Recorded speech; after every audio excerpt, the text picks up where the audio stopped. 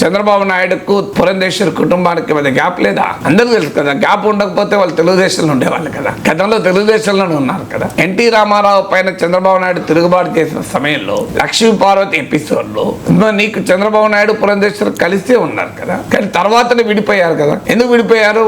రాజకీయపరమైన విభేదాలు లేదా వ్యక్తిగత విభేదాలే కదా. ఇవాళ పురంధేశ్వరి బీజేపీ నాయకురాలుగా ఉండగా కూడా టీడీపీతో పొత్తుకుదలేదు. మరి ఆ గ్యాప్ పోయిందంటే గ్యాప్ పోయన్నా ఉండాలి, గ్యాప్ ఉన్నా కూడా ఇబ్బంది పెట్టకూడదు. ఈ రెండింటిలో ఏదో ఒకటి జరిగి ఉండాలి కదా. సో అదే పరిస్థితి రేపు షర్మిల కూడా ఉండొచ్చు. గ్యాప్ ఉన్నా కూడా షర్మిల జగన్ కలవచ్చు. ఇండియా కూటమిలో వైసీపీ కాంగ్రెస్ ఉండొచ్చు. లేదు గ్యాప్ పోవడానికి కూడా అవకాశం ఉంది. పొలిటికల్ గా డిఫర్ అయ్యారు కనుకనే దగ్గుపాటి పురంధేశ్వరి గారు ఆమె కాంగ్రెస్ పార్టీలో చేరారు, తర్వాత బీజేపీలో చేరారు, కానీ టీడీపీలో లేరు కదా.